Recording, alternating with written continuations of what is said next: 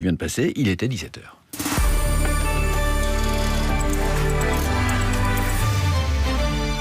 Les infos, Laetitia Gaillet. L'intrusion aujourd'hui d'une voiture sur le tarmac de l'aéroport de Lyon-Saint-Exupéry. Le parquet de Lyon a finalement ouvert une enquête en flagrance pour notamment tentative de meurtre en bande organisée et association de malfaiteurs. Car l'histoire n'a pas commencé par la course-poursuite sur le tarmac, mais bien du côté de Dijon en Bourgogne. Le véhicule a été volé là-bas lors d'un violent carjacking. Selon le parquet de Lyon cet après-midi, le suspect, un homme de 31 ans, aurait déclaré « Je suis l'envoyé d'Allah ». Richard Ferrand devrait devenir mercredi le nouveau président de l'Assemblée nationale. À Tours aujourd'hui, les députés En Marche ont voté dès le premier tour pour leur président de groupe, proche d'Emmanuel Macron. Il a obtenu 64,26% des suffrages et il devance ainsi Barbara Pompili qui, elle, a obtenu un peu plus de 29%. C'est donc un homme qui devient à nouveau le quatrième personnage de l'État après le président, le Premier ministre et le président du Sénat. Et une fois encore, donc un homme, certains pourront le regretter. Christophe Castaner, le secrétaire d'État chargé des relations avec le Parlement, lui temporise. Mais écoutez, il y a aujourd'hui un gouvernement qui est un peu plus féminin que masculin. Il y a des présidents de commission qui sont à égalité entre les femmes et les hommes. Il y a au sein du groupe La République En Marche 48% de députés. C'est un score que jamais nous n'avons atteint et c'est La République En Marche qui l'a fait. Donc je crois qu'on n'a pas spécialement de leçons sur ce sujet-là. Mais si les députés avaient choisi une femme, c'est-à-dire ou Sandra Motin ou Barbara Pompili, elle aurait exactement le même soutien que celui que je porte aujourd'hui à Richard Ferrand, qui est le candidat choisi par les députés. Il n'y a eu aucune contrainte, aucune consigne de vote. Vous savez, dans la politique, il y a l'histoire. L'histoire, elle se fait avec celles et ceux qui vous ont accompagné. Richard fait partie de cela pour beaucoup des députés qui aujourd'hui ont choisi d'en faire leur candidat pour la présidence de l'Assemblée nationale. Des propos recueillis par Simon Le Baron. Voilà une femme ministre en tout cas qui elle a obtenu gain de cause aujourd'hui et qui rassure le monde des sports. À la sortie de sa réunion à Matignon, Roxana Maracineanu a annoncé qu'aucun des 1600 conseillers techniques sportifs ne perdra son emploi. Une concertation toutefois sur l'évolution de la gestion des CTS sera lancée. Les résultats seront présentés fin octobre. Le président de l'association des directeurs techniques nationaux, Philippe Bana, lui est satisfait de sa ministre des Sports. On a confiance dans cette championne.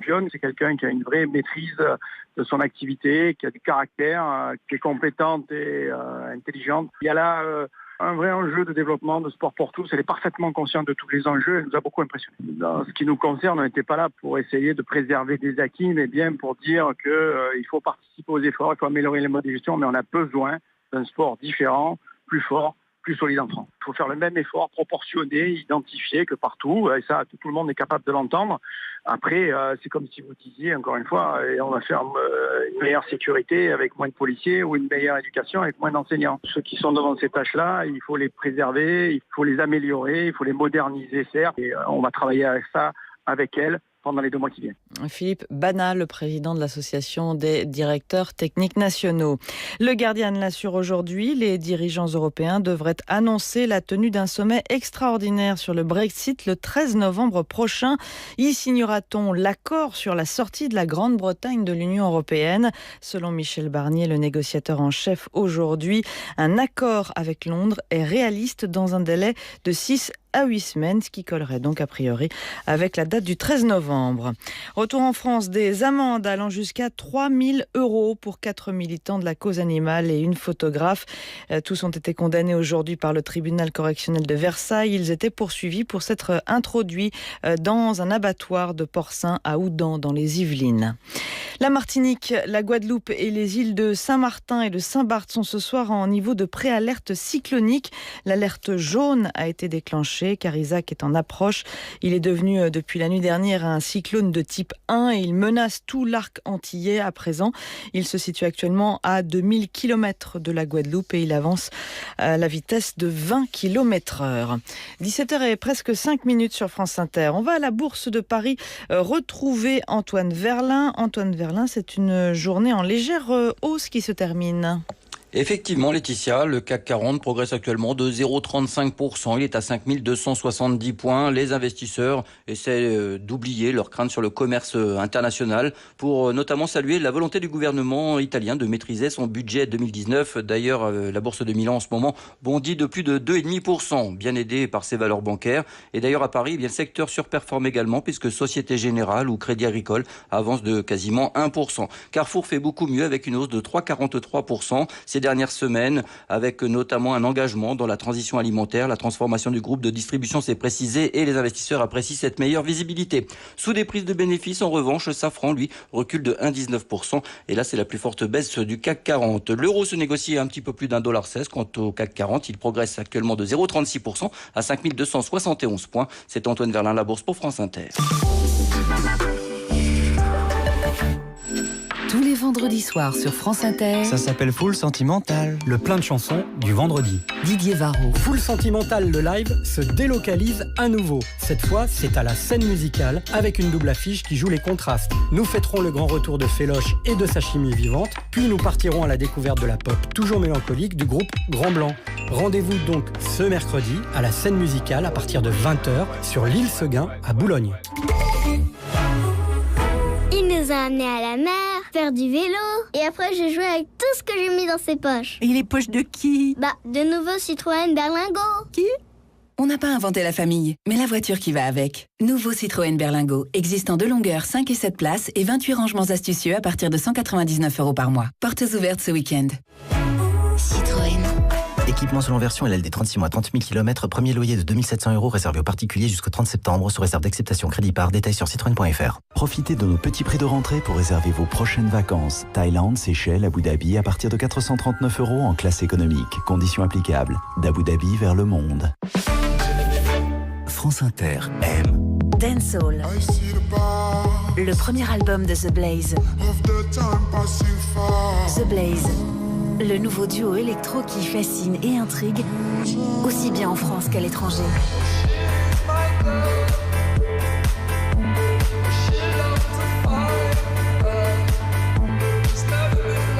Retrouvez Dancehall, le premier album de The Blaze, dans le programme musical de France Inter et sur franceinter.fr.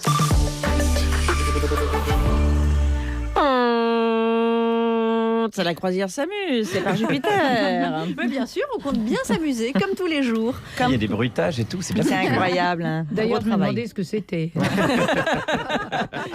Attention, nous avons une grande professionnelle avec nous, Danielle Gilbert, en notre compagnie. Laetitia Gaillet, prenez des notes. Attention, c'est parti. C'est parti.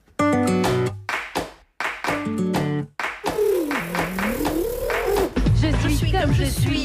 Je suis faite comme ça. Salut Charline. Quand j'ai envie de rire, oui, je ris aux éclats. Oh Charline. Coupe. Charline. Pardon, ça va, mais j'écoutais la chanson de notre invité. Enfin, mais Danielle Gilbert, c'est pas vraiment une chanteuse.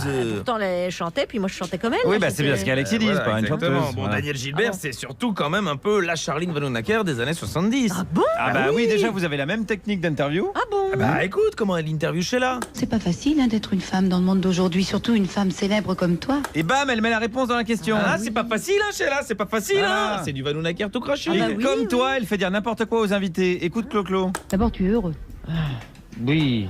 Enfin, c'est-à-dire que je suis d'autant plus malheureux quelquefois que je me sens d'autant plus heureux d'autres fois. Ouais, c'est pas clair, hein. Puis rien du tout. Et enfin, comme toi, elle est passionnée de président centriste. Et elle leur fait faire n'importe quoi. Ce qui fait qu'il me reste du temps pour pratiquer mon violon dingue. Oui, mais ce violon dingue, en fait, ce n'est pas du tout un violon. Ah, c'est mieux qu'un violon, c'est un accordéon.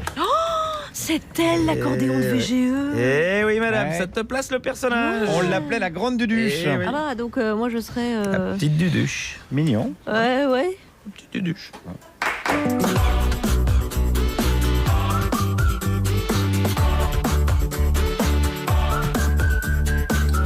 Bonjour la France Inter et bienvenue dans l'Open Space où l'actualité s'épanouit au contact de la blague. Il y a 60 ans avait lieu une rencontre historique, celle du général de Gaulle et du chancelier Adenauer. Ce jour-là, ils ont enterré l'ère de l'affrontement franco-allemand. Vendredi, l'anniversaire de cette rencontre sera sans doute commémoré dans une ambiance sans doute détendue. On se bourre des quiches et on boit des énormes pintes de bière et on finit en farandole, en hurlant des tyroliennes ou en vomissant partout. On ne regrette pas sa soirée. Oh, ça va être chouette. La BBC lance une nouvelle émission politique et pour son premier numéro, hasard de la programmation, il n'y avait que des femmes en plateau. 6 femmes, c'est beaucoup trop d'après certains téléspectateurs qui se sont plaints auprès de la chaîne. Les femmes sont perfides et insalubres. Va laver mon slip, la femme. femme. L'école doit-elle nous apprendre à être heureux? En Inde ou aux États-Unis, le bonheur fait partie du cursus, tandis qu'en France, on parle d'injonction au bonheur et même il devient suspect, tapi dans l'ombre du néolibéralisme. Monsieur, s'il vous plaît, êtes-vous heureux? Il a dit qu'est-ce que ça peut vous foutre. Ah, voilà. Pour lui, le bonheur, c'est simple comme un moule frites. Toutefois, accompagné d'une blonde, voire d'une fausse blonde. Bonjour Alex Vizorek. Bonjour Charlie Vanhoenacker, j'ai une belle équipe pour vous figurer. Ah oui. Ça va, c'est lundi, c'est toujours une belle équipe. À 17h20, celle qui, vu ses horaires et les musiques qu'elle aime, ferait une excellente présentatrice de Minuit Dernière. C'est vous, Mélanie Bauer, bonjour. Bonjour, moi je suis une vraie blonde. Aujourd'hui, on va parler de Fred Palen et du sacre du tympan. Voilà. Très bien, très bien. Mais ça donne envie parce qu'on ne sait pas ce qu'elle a non, dit. c'est pas. À 17h30, il s'attaque à un sujet improbable pour lui, l'union des droites. C'est comme si Chuck Norris allait régler le conflit israélo-palestinien. Bonjour Guillaume Meurice. Ça va le faire Alex. Bonjour à tous. Je suis allé effectivement à un meeting de lancement de campagne des jeunes Les Républicains avec donc un micro France Inter. C'est une radio gauchiste, islamo-gauchiste. Voilà, donc les jeunes de droite nous écoutent a priori. Et enfin à 17h40, celui qui prépare une grande tournée dans toute la France avec son spectacle Bon Chien. Oui. Il passera près de chez vous, donc préparez-lui un bon sucre. C'est Thomas VDB, bonjour. Bonjour Alex, et oui Thomas VDB, c'est moi, et je le prouve en parlant avec ma voix, qui est celle-ci. Et donc moi je vais vous parler, vous savez que samedi c'était la marche pour le climat. C'est vrai. Mais la question que tout le monde se pose, c'est quels souliers acheter pour aller marcher. Ah oui, c'est une question que tout le monde se pose. Et, voilà. Et voici celle qui occupe aujourd'hui le perchoir de notre assemblée, élue à l'unanimité. Vous êtes, je vous laisse nous l'annoncer, vous êtes... Ah, je me demande qui je suis. Je suis pas Ferrand, hein. Puisqu'on parle de perchoir aujourd'hui. Dites-le nous. C'est Denise Fabre qui est avec nous. Bravo. Charlie Vanhoenacker, Alex Vizorek. Par Jupiter. Et puis le nom de famille, c'est un G, hein, c'est deux prénoms. C'est vrai. C'est pas original, mais c'est pas un pseudo. Daniel Gilbert, bienvenue. Merci. Merci d'avoir accepté notre invitation.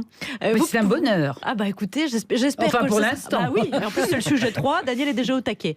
Alors, vous publiez un ouvrage qui s'appelle « Il faut que je vous raconte », paru chez Talent Éditions. Alex Vizorek, C'était pour moi, je vous laisse avec Daniel et nous tout autour, évidemment. Elle a invité et interviewé toutes mes idoles, alors évidemment j'ai adoré ce livre. Alors vous parlez de vous, il y a des choses que j'ai découvertes sur vous, la personne, et on en parlera peut-être plus dans le premier sujet. Et puis évidemment vous parlez de ces années midi première où vous avez vu défiler tout le monde, mais surtout... J'ai envie de vous dire d'abord, bienvenue chez vous, parce que vous avez commencé sur France Inter, Clermont-Ferrand, en Auvergne. Oui, parce que je voulais être professeur d'allemand à la faculté, et que j'étais très timide, et qu'un jour, j'ai fait un peu de théâtre amateur avec une copine, et que les gens de France Inter Clermont-Auvergne, hein, tout ça c'est à Clermont, je précise, en Auvergne, Puy-de-Dôme, hein, au cas où il y en a qui ne connaîtraient pas.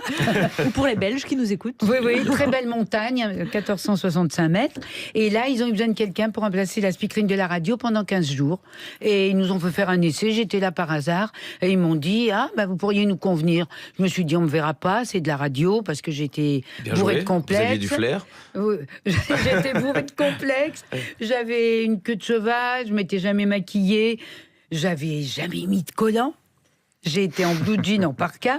Enfin, j'avais rien de quelqu'un qui fait un métier comme ça. Et vous n'aviez pas de projet professionnel non plus à ce moment-là, apparemment, puisque vous êtes mon à un projet casting professionnel, comme ça. c'était de faire mon diplôme d'études supérieures. Ah d'accord. L'influence de Rainer Maria Rilke en Angleterre, que je n'ai pas traité. Mais je compte sur toi pour le faire. Bah non, j'ai pas eu le temps non plus. T'as pas eu le temps. Mais cette maison-ci, la maison de la radio, vous y avez travaillé aussi. Ah bien sûr. Parce qu'après, j'ai été élue par l'été. Je vous passe les détails. J'ai été élue par. Ça, c'est dans le livre. Oui, c'est dans le livre. Oui, puis non, c'est la 23 millième fois que je le raconte, donc. Non, mais là, à France Inter, ça fait de longtemps que vous avez pu parler sur France Inter. Ils sont pas sympas, ils vous invitent pas assez. De temps en temps, ils m'ont invité, mais moi, je viens quand on m'invite. Je sais bien, c'est pour je ça ne que veux vous pas êtes m'imposer, pas du tout. Je rentre pas aux portes. J'attends qu'elle s'ouvre. Évidemment, là où on vous connaît, c'est la télévision, parce que bien sûr, on voit régulièrement les images. Oui, j'ai été élue par les téléspectateurs en Auvergne pour être téléspeakerine. Et après, on m'a fait venir à Paris. Et dans les débuts de l'émission qui allait devenir Midi Première, qui s'appelait d'abord Midi Magazine, et avant midi autre chose.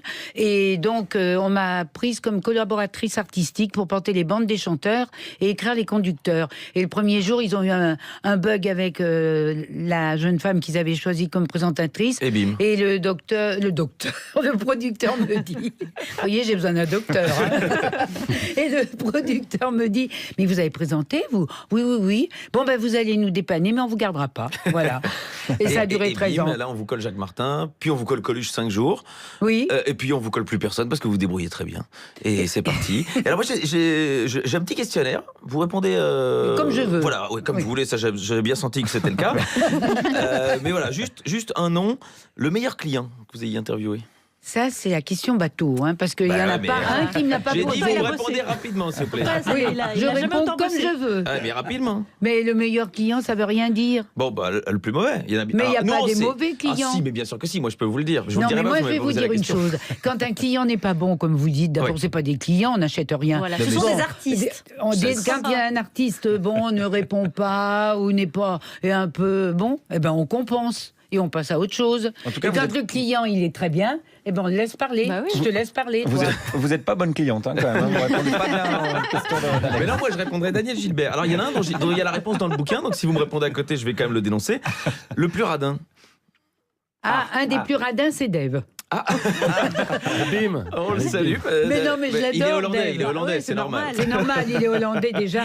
Mais c'est une Auvergnate qui lui dit, mais comme je suis moitié alsacienne, donc je suis pas une bonne Auvergnate. Mais un jour, il m'a piqué, à l'époque c'était des francs, et il m'a piqué 100 francs en jouant au Scrabble. Parce qu'évidemment, on disait, oh, on va lui laisser ce mot, parce qu'il est quand même un peu étranger, on va être gentil avec lui. On a été tellement gentil avec lui qu'il a fallu lui donner des sous. Mais qui vous a fait croire qu'il fallait payer dans une partie de Scrabble? Mais parce qu'on avait décidé de jouer de l'argent. Et on était même à Fort-Romeu. Il y en a un qui, je prends l'argent d'elle. C'est Léo Ferré, parce que vous dites que c'est le seul qui a demandé à être payé. Le gauchiste. Vrai. Léo Ferré, l'anarchiste. Léo Ferré, effectivement, on était une émission de promotion. Si on voulait avoir par exemple des musiciens pour un invité, il fallait qu'on rogne sur le décor. Hein. C'était serré.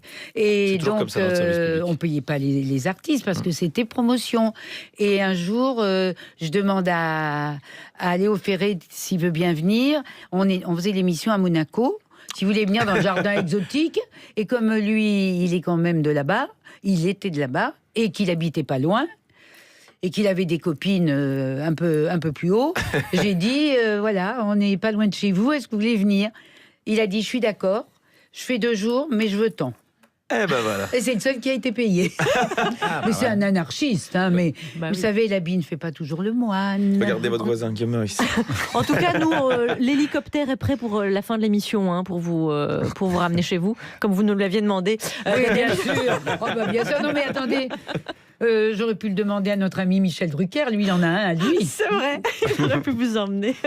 Danielle Gilbert est avec nous, elle publie « Il faut que je vous raconte », c'est paru chez Talent Édition, et le livre s'ouvre sur la guerre, l'après-guerre, l'Allemagne, etc. On va en parler avec le premier sujet qui nous attend. Et là, la musique, et quand nous sommes ensemble jusqu'à 18h. I put a nickel in the telephone, dial my baby's number, got a busy line. Each time I tried, I got a busy tone, not my baby's number, just a busy line. Called his uncle in Jamaica, left a message with the baker, even checked the number in the telephone booth. Got so awfully worried. To my baby's house I hurried. When I looked inside, the phone was off the hook. And as I walked up to my baby, then I got my baby's number. He was busy in the parlor doing fine, busy kissing someone else, while I was keeping busy getting a busy line.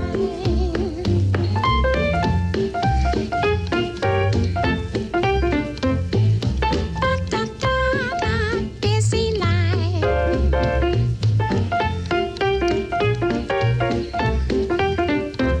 Just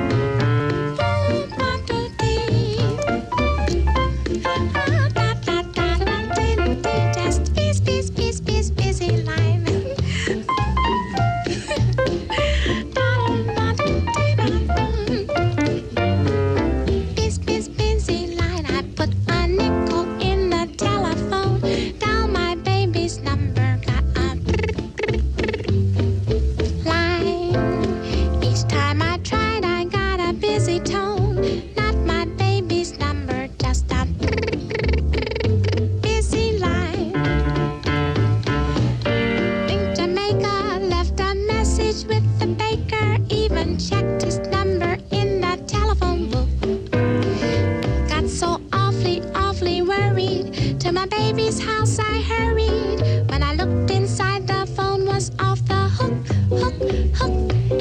Walked up to my baby, then I got my baby's number. He was busy in the parlor doing fine, busy kissing someone else while I was keeping busy, getting a busy line. C'était Rose Murphy, Buzzy Line sur France Inter où il est 17h21 à Paris et à Chamalières. Et autour de la table, il y a Danielle Gilbert avec nous. Et ça rime avec Chamalières. Oh, quelle poétesse. Oh, dites donc. Et écrivain, vous venez de publier. Écrivain, il faut que je vous raconte. Non plus, hein. Parce que j'écris comme je parle. Mais vous dites que vous teniez à ce que vous écriviez vous-même. J'ai lu ça. Évidemment. Ah bah voilà, bah donc. C'est pas le cas de tout le monde. Pas à l'ordinateur, parce que je trouve que le crayon, il prend plus vite le cœur que de taper sur un machin froid qu'est l'ordinateur. Donc j'ai écrit des cahiers, et Olga, ici présente, est dans ce studio. C'est notre chargée de communication. C'était pas elle qui devait travailler aujourd'hui. À son compagnon qu'elle va dire. Alors, le livre s'appelle Il faut que je vous raconte, paru chez Talent Édition. Et pour entourer Danielle Gilbert, Alex? Eh bien, par ordre d'apparition, Mélanie Bauer, Guillaume Meurice et Thomas VDB. Et de l'information, Danielle. Évidemment. On est au taquet. Quand le président de la République traîne dans les rues à Marseille, je ne joue pas un épisode supplémentaire de Booba et Caris. Le journal de presque 17h17. Hypocrite. Au nom de la République française, nous ne sommes pas Et on commence par les titres. Ce week-end, Jean-Luc Mélenchon a traité Emmanuel Macron de pire xénophobe, puis il l'a croisé dans la soirée et il l'a démenti l'avoir dit. Oui, on n'avait plus vu quelqu'un se coucher comme ça devant Macron depuis Nemo. Richard Ferrand, lui, a remporté l'investiture La République En Marche pour le Perchoir dès le premier tour. Fin du suspense le plus insoutenable depuis l'élection de Marine Le Pen à la tête du Front National. Il y aura des brèves. Et là aussi, gros suspense. Oui, il y aura des brèves. Alors, on était tendu. Je sais. Et on commence donc par la rencontre Macron-Mélenchon. Et oui, tout le monde s'est moqué évidemment de ce face-à-face mielleux entre Emmanuel Macron et Jean-Luc Mélenchon à Marseille. Et il a tenté de se justifier par cette phrase. Je ne rejoue pas un épisode de Booba et Caris. Oui, et vu comme Mélenchon s'est montré adorable avec le président, c'est moins Caris et Booba que Jackie et Michel.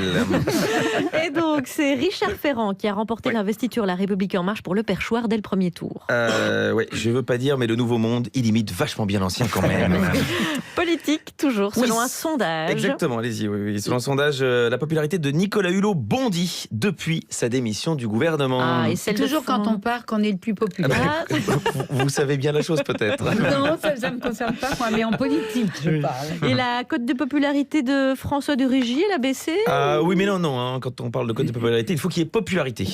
Et sinon, ça ne fonctionne pas. D'ailleurs, 15 jours après sa démission, Nicolas Hulot publiera un livre d'entretien tiré à 20 000 exemplaires. 20 000 livres, soit l'équivalent de 152 arbres, manifestement. Nicolas Hulot n'est pas non plus dans le coup sur la déforestation. Et le titre du livre, ce serait Ne plus me mentir. Ouais, Léa Salamé a été très déçue parce qu'elle avait proposé ce titre. Merci pour ce moment de grâce qui n'a pas été retenu. Passons à cette attaque au couteau cette nuit à Paris, le long du canal de l'Ourcq, dans le 19e arrondissement.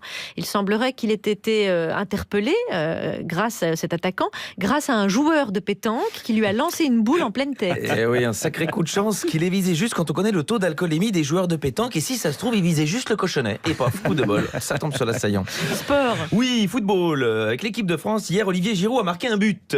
Et c'est drôle déjà quand même. Oui, c'est vrai. Football encore. Adil Rami demande Pamela Anderson en mariage et là, elle le quitte. Et oui, elle s'est dégonflée.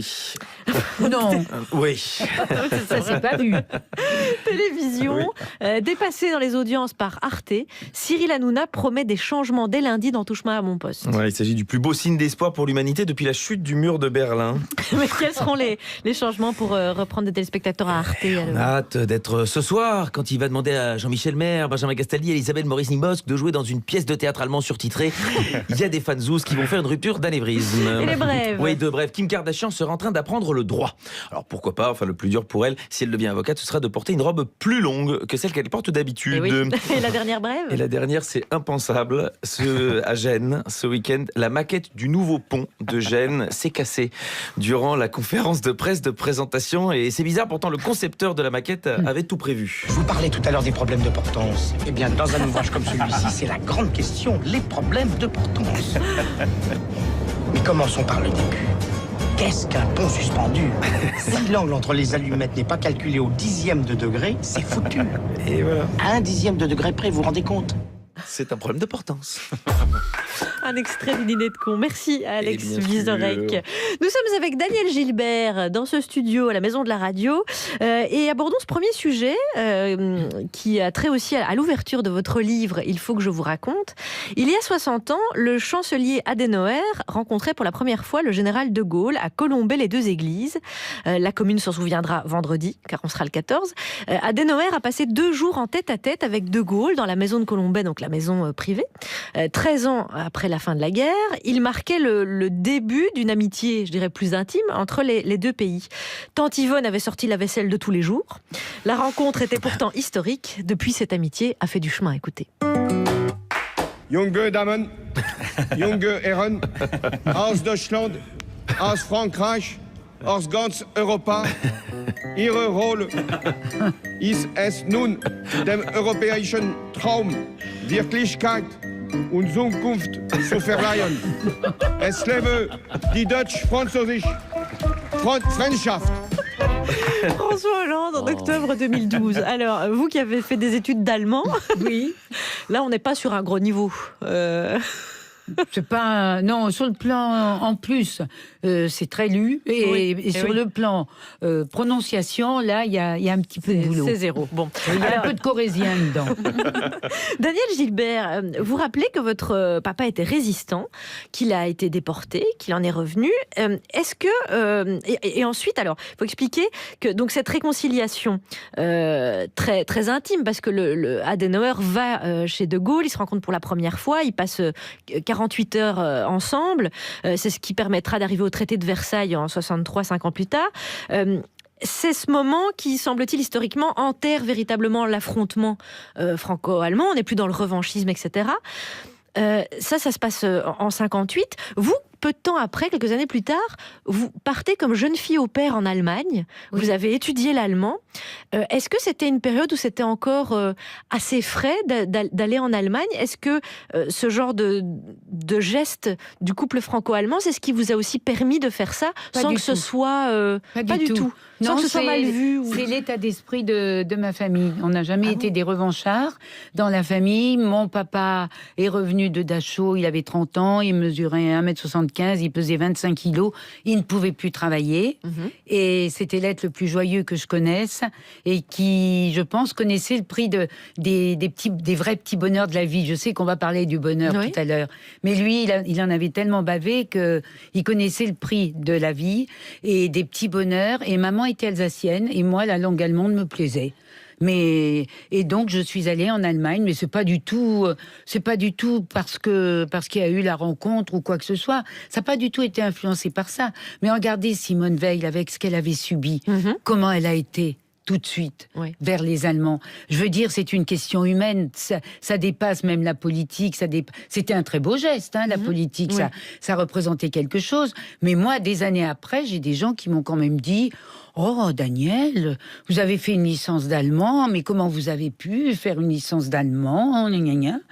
J'ai dit parce qu'un être humain, c'est un être humain. Les êtres humains sont des êtres humains. C'est pour ça que je vous parlais de l'exemple politique, parce qu'il y a, au sortir de la guerre, c'était peut-être mal vu de faire ce genre de geste. Ou d'aller... peut-être, mais bon, moi j'étais d'abord... Quand l'exemple est donné au niveau de l'État et qu'il y a un rapprochement intime, parce que tante Yvonne avait quand même sorti la vaisselle, et les bonnes bouteilles de pinard. Elle lui a fait le choucroute, t'es ravi.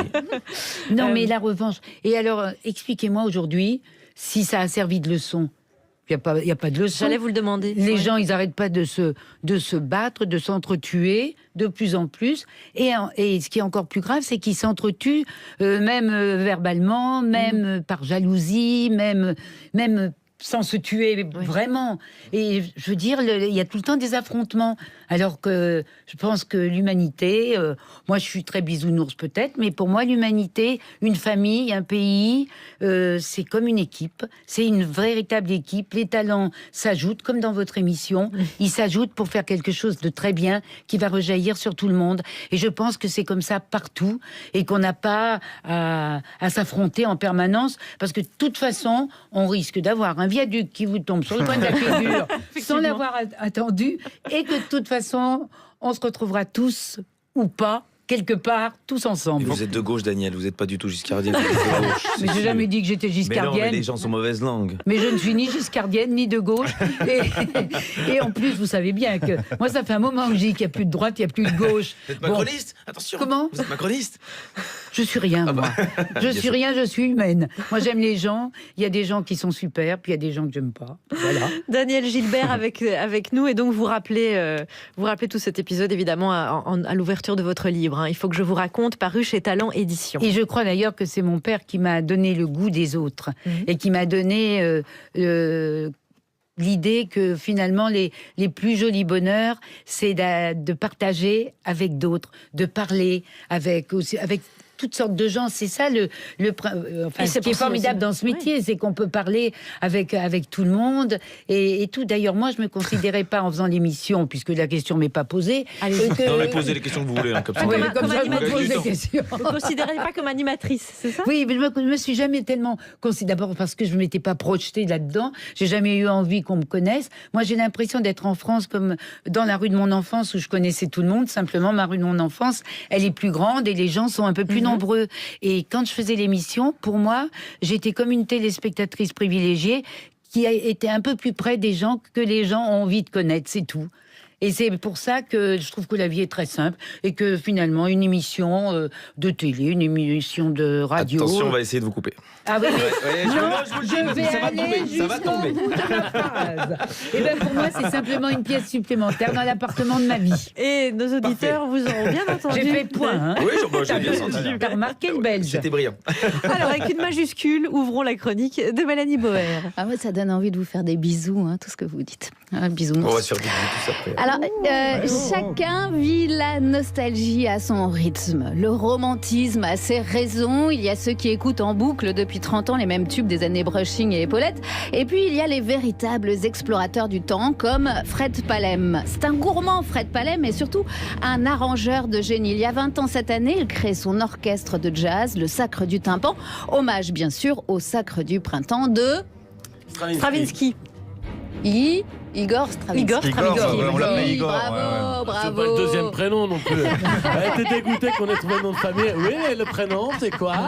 Il a son signe astrologique. Un big band donc, dont il est le seul membre permanent, avec des tas de musiciens virtuoses du conservatoire dedans. Avec sa tribu, il revisite des héros de la musique, comme le compositeur pour le cinéma et la télévision, François de Roubaix.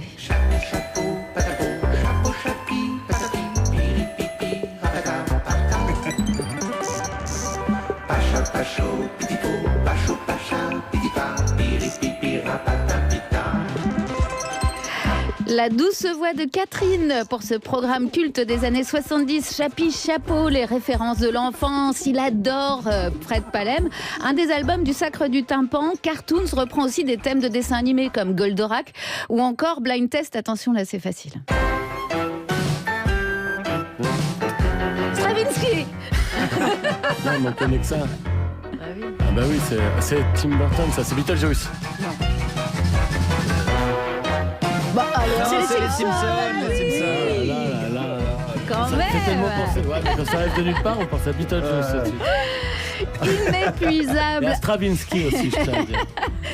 Inépuisable arrangeur et nostalgique du bon son, Fred Palem est sollicité par tous les grands artistes français de la chanson, Aznavour, Julien Doré, Michel Legrand, Mélodie Gardot, etc. Mais ce qu'il aime le plus, c'est réécrire inlassablement l'histoire de la musique. Il y apporte sa patte, sa contribution au souvenir. L'année dernière, il sortait Soul Cinéma, reprenant de grands thèmes de la Blaxploitation, le cinéma black des années 70, toujours avec le même respect et enthousiasme du tympan.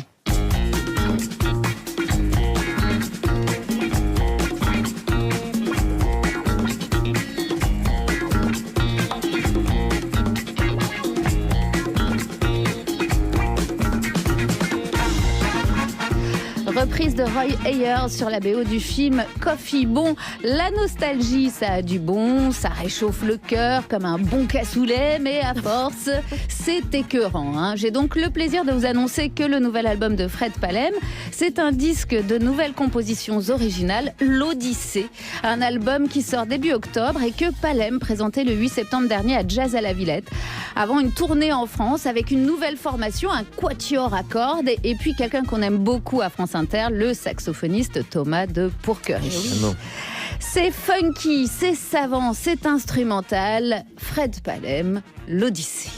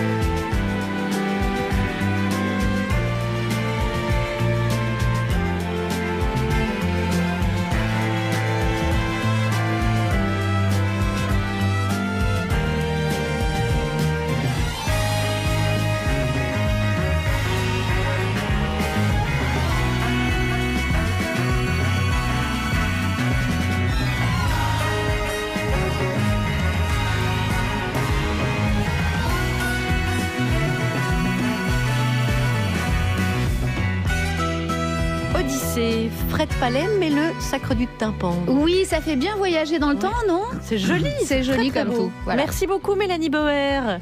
Nous sommes toujours sur France Inter, on n'a pas bougé, avec Danielle Gilbert qui nous accompagne.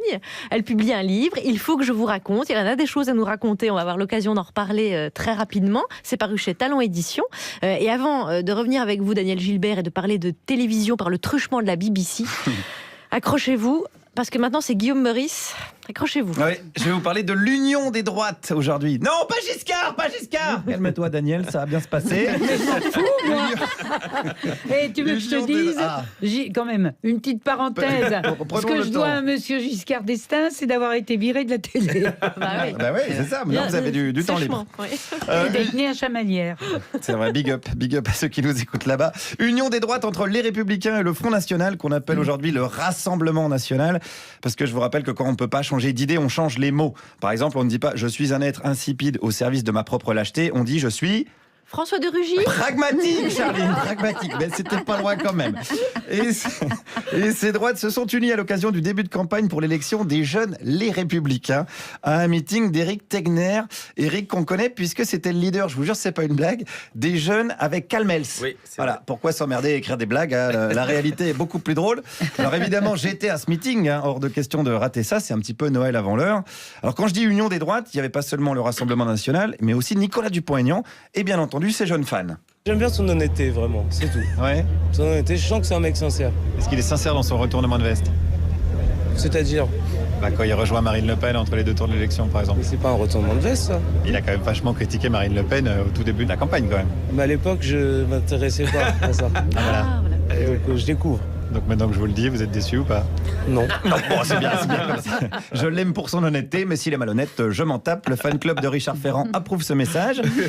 Et puisqu'on parle de malhonnêteté, c'est vrai qu'un meeting de droite, ça ressemble quand même pas mal au salon du casier judiciaire. Et figurez-vous que j'ai rencontré Charles Millon, je ne sais pas si vous vous souvenez, qu'on appelait à l'époque le Millon, depuis qu'il avait été condamné pour prise illégale d'intérêt. Et Charles, c'est un avant-gardiste dans le domaine de l'Union des droites, puisqu'il avait été élu grâce aux voix du FN il y a quelques années en région Rhône-Alpes. Et là, évidemment, il soutient Éric corps et âme.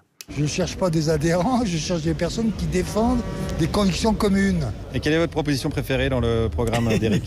Non, mais je ne peux pas vous dire, parce que d'abord je ne connais pas assez bien son programme. Ah bah mince alors. Non, mais je partage son faisceau de convictions, je ne vais pas faire une analyse. C'est au niveau du faisceau alors plus. Il n'y en a pas une qui vous vient à l'esprit. Je crois que vous n'avez toujours pas compris ce que j'ai dit. Si, j'ai pigé Charlie. T'as pas lu le programme, t'as juste dit tiens, il y a des petits fours et des réacs. J'en suis. Et il y avait des réacs assumés. Je vous dis, il y avait Paul-Marie Couteau. C'est vraiment une des figures de la droite conservatrice. Mais bon, là, le problème, c'est qu'il est plus tout jeune. Disons qu'un 400 mètres haie entre lui et Gérard Collomb, il y a suspense. Voilà. Enfin, on sait que l'arrivée est prévue dans 3 mois, mais on ne sait pas qui va gagner. Parle pas trop d'âge quand même. Oui, pardon, j'aimerais éviter de perdre le moral. On fera un 400 mètres haie à vous trois, on verra. Alors, Paul-Marie, évidemment, il est pour l'union des droites. Je pense que les générations futures nous traiteraient vraiment d'imbéciles si on continuait à s'invectiver d'un parti de droite à un parti de gauche, alors que quand d'un parti de droite à l'autre, pardon. C'est un bon lapsus. Non, parce que la droite n'est pas elle-même, c'est qu'elle a été colonisée intellectuellement par la gauche. C'est vrai ? Oui, mais le progressisme, je suis désolé, c'est une valeur de gauche. Le progressisme infernal a été repris tel quel et est repris en grande partie par des gens de droite qui n'arrivent Qui, par exemple? Bon, écoutez, je pense à la présidente de l'Île-de-France. Oh putain, Valou, j'en étais sûr. Pécresse la gauchiasse. Je l'ai vu mettre des bouts de merguez sur ses blinis. Je suis sûr qu'elle a au moins un de ses domestiques qui est pas sans papier, ça me dégoûte. Continuons avec Paul-Marie. Quelles sont encore les valeurs de gauche reprises par la droite? L'égalitarisme, la liberté infernale qui devient un libertarisme, tout ça, ça a été repris par une partie de la gauche. Il parle de la droite. Et vous voyez, vous avez du mal à vous y faire. Oui, parce que c'est bien ce que je dis. C'est compliqué, hein. Confusion intellectuelle, confusion presque mentale. Ouais, confusion mentale, depuis pas mal d'années chez Paul-Marie, qui a commencé socialiste quand même, pour finir chez De Villiers, en passant par Fillon en 2017, qu'il a soutenu. Enfin voilà, il est souple, il a les adducteurs solides. Il aime les voyages. Il aime les voyages, pourquoi pas, après tout. D'ailleurs, attends, il a bossé avec Fillon. Est-ce qu'il a des nouvelles de Fillon? Bon, je crois qu'il va très bien. Si j'en ai, indirectement, je crois qu'il va très bien. Il va bien? On peut vivre sans politique, vous savez. Il va rendre l'argent ou pas? Enfin, c'est l'homme de la Terre le plus honnête. Enfin. Ah ouais, François Fillon? Oui. Ah bah mince, ça c'est un scoop. Ah oui, c'est un scoop. Ah bah putain, c'est un putain de scoop. Fillon, c'est le mec le plus honnête de la Terre. Je voudrais bien voir la liste des fréquentations de Paul-Marie Couteau. Le mec, à mon avis, bouffe avec la mafia tous les soirs.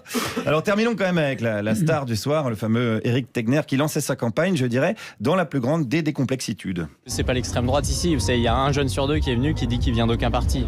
L'extrême droite aujourd'hui, je pense qu'en France, ça n'existe plus. Il y a Nicolas Dupont-Aignan quand même et Sébastien Chenu. Ouais, Nicolas Dupont-Aignan, Sébastien Chenu qui vient de l'UMP, tout comme chez les Républicains, on a Guillaume Pelletier en numéro 3 qui vient du Rassemblement National. Vous savez, moi je suis juste en train de montrer qu'en fait tout ça c'est une grande arnaque intellectuelle, que les LR, le Rassemblement National, c'est devenu la même chose. Et ben voilà, mais ça fait du bien de l'entendre. Ça m'évoquait en PLS et Ciotti sous assistance respiratoire. Copé en a rêvé, Éric l'a fait, on appelle ça la droite décomplexée, mais aujourd'hui évidemment on appelle ça plutôt l'extrême droite. Alors si je pouvais dire quelque chose. Allez-y, Daniel. Je ne comprends pas pourquoi on s'enquiquine en France à avoir des hommes politiques, des partis, des machins, des alliances et des trucs, alors que vous, les Belges, puisqu'il y a des Belges dans ce studio, vous avez très bien vécu en Belgique sans gouvernement. C'est vrai. Eh ben, on va proposer ça à Édouard Philippe. Je pense qu'il est dès ce soir. Proposer de se mettre un petit peu en congé. Il a besoin de se reposer de toute façon. Oui. On dirait que c'est votre proposition, Daniel Gilbert. Nous, on n'y est pour rien. On va aborder cet autre sujet avec vous avant d'écouter Thomas VDB. Pour le premier numéro de sa nouvelle émission politique, la BBC Two a invité les meilleurs experts. Résultat en plateau, 6 femmes, aucun homme. Le hasard de la programmation, explique la BBC, qui a choisi les intervenants qu'en fonction de leur qualité d'expertise et de leur disponibilité, bien sûr. Et voilà que les téléspectateurs ont crié au sexisme. Alors, petit rappel de ce qu'est le sexisme. Je trouve que tu as été sensationnel. génial. Vraiment, je savais pas que tu pouvais arriver à parler comme ça, tu vois. Pour moi, c'est une découverte, ça. T'aurais dû être actrice au lieu de faire la pute. Tu vois, ça m'est jamais venu à l'esprit. C'est pas très gentil, mon chéri. Je te charrie pas, je te garantis que c'est vrai. Seulement, ce que t'as pas compris, c'est que c'est pas du théâtre, tout ça. C'est sérieux. Bah, écoute, moi j'avais l'impression d'être à une fête de patronage. En tous les cas, j'ai l'impression aussi que vous êtes bien marrés. On peut se marrer, puis ça peut être sérieux quand même. Nicole Courcelles, Lino Ventura dans L'aventure, c'est l'aventure de Claude Lelouch. Voilà pour cette première émission politique qui a eu lieu le 3 septembre sur la BBC 2. Et les 6 experts en plateau étaient des femmes. Et donc, il y a certains téléspectateurs ont gueulé. C'était un c'est ça. Alors, est-ce que c'est, Daniel Gilbert, est-ce que c'est aussi gênant d'avoir 6 femmes en plateau que d'avoir 6 hommes? Est-ce que c'est embêtant de ne pas avoir de mixité? Et comment vous voyez la chose, vous? Est-ce que vous auriez gueulé? Non, parce que j'ai autre chose à faire. Non, mais je pense que, bon, c'est vrai que de vouloir mettre 6 femmes, parce qu'on parle toujours égalité homme-femme, etc. Il n'y a que des hommes, alors on va mettre 6 femmes, parce que c'est ça quand même en fond. Je trouve pas ça très intelligent. Et j'ai toujours pensé que nous étions complémentaires, hommes et femmes, et non pas en lutte permanente. Alors non, là, il y avait 6 femmes. Oui, c'est pas fait exprès. Là, c'est pas fait exprès. C'est sûr que c'est pas fait exprès. Moi, je suis comme Daniel. Je pense vraiment c'est un coup fourré. Est-ce que vous, quand vous êtes arrivé, ça a suscité ce genre de réaction? Les femmes à la télé, alors il y avait beaucoup de speakerines quand vous étiez là, mais vous, j'étais la première à faire une émission. Non, mais puis de toute façon, comme on faisait l'émission tous les jours en direct, moi, j'avais pas le temps de me promener dans les couloirs, donc j'entendais pas ce qui se disait, et je faisais que l'émission. Il y avait que ça qui m'intéressait. Vous traciez tout droit. Aujourd'hui, à l'époque de la révolution féministe, de MeToo, etc., on se dit oh là là, que peut-être dans ce milieu machiste, vous avez dû en voir des vertes et des pas mûres, ou peut-être mal le vivre et pas vraiment. Ah, pas du tout. Moi, je vis très bien. Moi, oui. Je vis très bien. Puis je vous dis, je n'aspire pas à avoir un pouvoir ou pas de pouvoir, ou être comme les hommes ou pas comme les hommes, etc. Je m'accommode de ce qui se présente. Je suis très adaptable. Et vous-même, vous n'avez harcelé personne. Mike Brandt, discretos, un petit coup sur le cul, tranquillou. Mais vous étiez essentiellement entouré d'hommes à la télévision? Oui, il y avait dans les équipes, je veux dire, même il y avait beaucoup d'hommes en technique. Oui, il y avait beaucoup, mais il y avait quelquefois une femme cadreur par hasard. Ah. Par hasard. Oui. Par hasard. Voilà, c'est toujours le hasard, nous. Jean-Marc, ça, c'est un petit peu le... Oui, non, mais il faut dire aussi une chose, qu'il y a des métiers que les femmes n'ont peut-être pas envie d'exercer aussi. Il y a moins de femmes qui ont envie d'exercer tel ou tel métier. C'est tout. C'est vrai que je trouve que quand il y a eu un speakerin, je trouvais ça un peu décalé, parce qu'un mec speakerin, c'est pas tellement son rôle. Hein. Enfin, vous avez fait ça quand même longtemps avec la coupe de cheveux de Plastique Bertrand. C'est vrai que... De Plastique Bertrand. Au niveau des cheveux... Il va s'en prendre une, non, mais bon... Non, mais tu vas t'en prendre une, Thomas. Mais non, parce que moi, j'avais la coupe au bol. Ah, pardon. Ah oui, c'est vrai. Oh, t'as pas de mémoire. Pardon, oh là là. Je suis peut-être trop jeune. Avant de lui mettre une tarte, on va peut-être écouter d'abord sa chronique. Daniel Gilbert, voici Thomas VDB. Alors, bonjour à tous. Donc déjà, je rappelle que samedi, il y avait la marche pour le climat. Yes! Soutien! Quelle belle mobilisation. Alors moi, j'ai pas pu y aller, mais psychologiquement, je peux vous dire, j'y étais. Et d'ailleurs, c'est vrai que sur Facebook, j'avais vu passer l'événement et j'avais même cliqué sur intéresser. Voilà. Oula! Quel effort! J'ai préféré aller acheter des chaussures, parce que marcher, c'est bien, mais bon, mais quoi comme groll? Ah, on sait pas, voilà. Alors donc, en passant chez Nike, j'ai découvert Colin Kaepernick, qui est donc la nouvelle égérie de la marque. Alors avant de parler de ça, j'ai d'abord peut-être rappelé ce que c'est une égérie. C'est quoi une égérie? C'est quand une personne connue accepte de prêter son image à une marque, même si bon, faut dire que le mot est surtout utilisé par des marques prestigieuses. Hein, c'est vrai qu'on dit jamais Catherine Deneuve, elle a joué dans la pub Chanel. Hein, on dit Catherine Deneuve est égérie Chanel. Oui. Hein, tandis qu'on dit rarement Véronique Jeunesse est égérie Madrange. Hein, pour les gens, bon, on les dit rarement. C'est vrai. Oui, mais au résultat, ça doit être pareil sur le plan porte-monnaie. Je suis d'accord, mais enfin, c'est vrai qu'on dit Véronique Jeunesse, elle a joué dans la pub Madrange. C'est ça qu'on dit. C'est vrai qu'il faudrait être logique. Soit on dit égérie pour tout le monde, soit on le dit pour personne. Bon. Sinon, il y a Tom et Jerry aussi, mais bon, ça, c'est autre chose. Ça, c'est pour ton fils. Ça, c'est brillant. C'est brillant. Alors, donc voilà. Donc, Colin Kaepernick, c'est un joueur de football américain qui s'était agenouillé avant un match de football américain pendant l'hymne l'année dernière. Alors, moi, c'est vrai qu'au début, j'avais pas trop compris parce que je connais mal les règles du football américain. Je croyais croyais que ça voulait dire un truc genre genou à terre, balle au centre. Voilà, bon, ça voulait pas dire ça en fait. Parce qu'en fait, Colin Kaepernick avait fait ça pour protester contre les violences policières faites aux Noirs.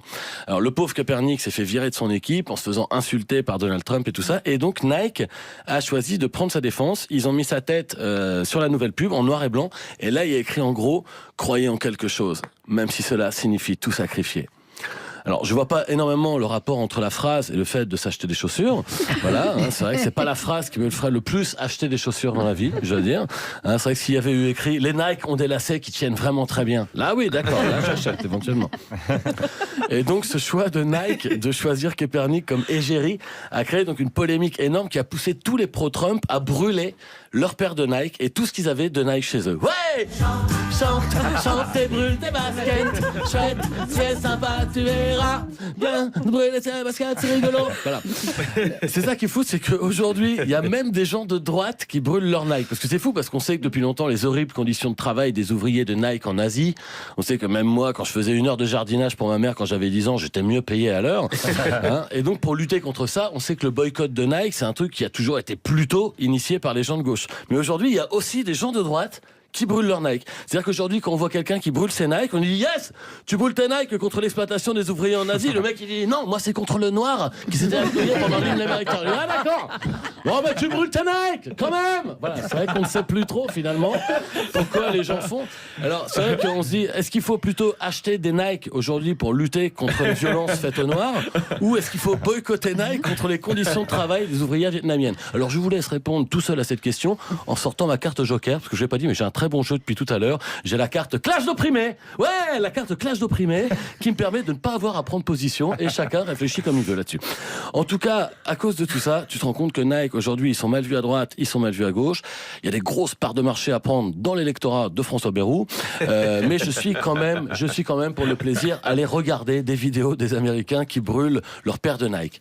Alors c'est marrant parce que quand tu vois un Américain qui grille ses Nike sur un barbecue, le premier truc qui vient en tête, c'est le problème de la malbouffe aux États-Unis. Bon, alors je dis, ça c'est autre chose. Mais les gars, c'est quand même des gros racistes. Alors c'est quand même assez tragique de les voir faire ça, mais c'est vrai que quand on regarde les vidéos, c'est dur de pas rigoler. Parce que je sais pas si vous avez déjà vu un gars qui brûle ses effets personnels intentionnellement de colère, c'est très rigolo. Là, j'ai même l'impression que plus le gars a payé cher les trucs qui brûlent, plus c'est rigolo à regarder. Mais ça veut dire qu'il a des sous pour s'en racheter. Voilà, mais le gars est quand même bien rageux devant la caméra, il a $200 the sneakers, fuck you Nike. Et on est là, ben non, Nike fucks you. Parce que ouais, you have been naked 2 times. Hein, parce que tes Nike, t'aurais pu les revendre. Voilà, et puis je sais pas, allé chez un marchand de panneaux, t'as acheté un panneau fuck you Nike.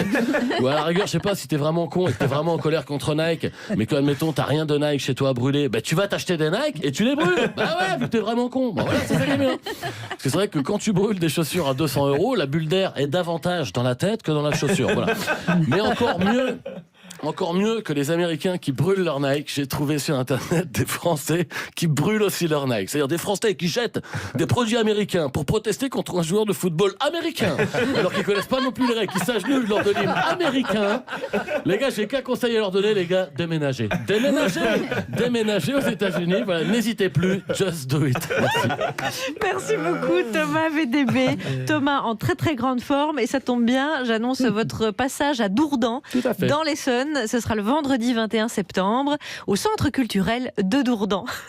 Merci Thomas VDB. Daniel Gilbert avec nous qui pendant votre chronique a vérifié ce que vous portiez aux pieds. Oui, mais j'ai pas pu voir. Ah, comment ça se fait parce que c'est un peu sombre. Ah, c'est des souliers. Il a des chaussures en cuir. Ah, voilà. Oh, les pauvres bêtes. Je suis bien d'accord, Daniel. Vous avez bien raison. Oui, parce que Guillaume a des chaussures véganes. Exactement. Et voilà. Hop là. Ah, ça calme bien tout le monde, ça. Vous voulez voir qu'est-ce qu'elles ont de vegan? Bah, il n'y a pas d'exploitation animale dans mes chaussures. Ah oui? Moi non C'est plus, du pneu c'est du recyclé. plastique, moi. Eh ben voilà. Ah bah oui, alors le plastique. Oui, alors, le plastique. Oui, mais en bambou, c'est difficile. Hein. Oui, en bambou, ça fait mal. Hein. Daniel Ça gratte. Gilbert, comme on a déjà évoqué un peu la question du bonheur tout à l'heure, et si on se faisait du bonheur à tous avec les auditeurs en vous proposant un petit sketch avec nous? En fin d'émission, on propose un sketch à l'invité qu'il découvre. Oh là là. Ah ouais. Mais j'adore les découvertes. Mais je le savais. Et on s'est dit, mais il faudrait qu'il y ait midi première aujourd'hui, parce que évidemment, ça nous manque. Alors, il y a des artistes que vous n'avez pas eu. C'est l'occasion de se rattraper. Vous êtes Daniel Gilbert. Si vous avez besoin de vos lunettes, prenez votre temps, Je Daniel. sais pas. Bon, écoutez, testez. Je vais voir parce que regardez. Il y a de la lumière. on ça est doit bien aller, aussi. Donc, puis le rôle n'est pas trop difficile à emprunter puisque c'est Daniel Gilbert le rôle. Donc, Mais c'est pas mon rôle préféré. Ah, hein. fallait téléphoner hier pour le rôle. Et puis d'abord, c'est pas un rôle. Mais quand même, là, vous allez voir que oui, on se rend sur cette nouvelle émission présentée par vous en 2018. Antenne dans 3, 2, 1, c'est parti. Mesdames, mesdemoiselles, messieurs, bonjour. Ah, un spot vient de tomber, c'est pas grave. Nous sommes très heureux de vous accueillir dans Midi Deuxième. Et nous sommes heureux d'accueillir notre premier invité, Monsieur Booba. Doux Monsieur Booba. C'est ça, bonjour, comment il est? Il est bien. Il est bien. Tu nous viens d'où, Booba? Moi je suis le duc de Boulby, quoi, moi, hein, c'est ça. Alors, le duc de Boulby, Ouais. qu'est-ce que tu vas chanter? Wesh Moret. On dirait un nom de sauce, c'est très joli. Mais je sais pas faire la cuisine et ça nous met l'eau à la bouche. Ok, je suis prêt. Très bien. Alors, est-ce que vous êtes prêts en régie? Oui. Parce que je pense qu'il va chanter fort. Hein. Attends, à qui tu parles là? À la régie. Excuse-moi, je demande à Clarisse, mon assistante. Clarisse, il est là, Clarisse, c'est où? Je vais lui péter la gueule à Clarisse. Clarisse. Ah. Oh. T'as vous encore Daniel? Non. Clarisse, mon assistante. Bon, elle me dit que tout est prêt. Alors, faites un tonnerre d'applaudissements pour Booba qui va nous chanter Wesh Moret. Oh, hey, qu'est-ce qui se passe là? Qu'est-ce qui se passe, Daniel? On a un problème avec la bande. Oh, mais ça, c'est bizarre, hein, en direct. Oh, les aléas du direct, vous savez ce que c'est? Ça va trop fort. On va donc prendre une autre invitée qui va au moins nous endommager les buffles. Les baffles. Ah. Les bifles. Les bifles. Non, un baffle. Ah. Oh, bonjour Juliette. Bonjour. Oh, alors tu es en tournée dans toute la France? Tu as des dates à Paris? Ah, oui, bien sûr. Et maintenant, que vas-tu nous chanter? Oh, d'accord. Alors, pardonnez-nous, mais on est en direct. On va vérifier le micro de Juliette. Très bien. Oui, il ne fonctionne pas bien. L'occasion de recevoir des légendes de la scène française. C'est un duo que nous recevons. Vous vous appelez NTVL. Bonjour. Bonjour. Et ça veut dire quoi? NTM? Nique ta mère. Ah, très bien. Ouais. Toujours ce rapport affectueux à leur maman. Oh. Et vous allez nous interpréter votre nouveau 45 tours qui s'intitule Suce-moi là. Ah, très bien. Quel programme. Nous aimons beaucoup cela. Les chansons d'amour. On applaudit très fort NTM qui nous interprète. Merci beaucoup, Daniel Gilbert. Merci, Daniel Gilbert, d'avoir passé ce moment avec nous. Je rappelle la sortie de votre livre « Il faut que je vous raconte » chez Talent Édition. Merci beaucoup, Daniel Gilbert. C'est moi qui vous remercie. On et vous fais embrasse. Plein de bisous. Merci. Le meilleur client que vous ayez interviewé? Ça, c'est la question bateau, hein, parce qu'il n'y en a pas un qui ne l'a pas posé. J'ai dit que vous répondez rapidement, s'il vous plaît. Oui, je réponds comme je veux. Ah, mais rapidement. À la MAE, nous protégeons chaque instant de la vie des enfants, à l'école et pendant toutes leurs activités. On croit souvent que la responsabilité civile suffit à protéger les enfants. C'est faux. Elle les protège lorsqu'ils causent un accident, mais jamais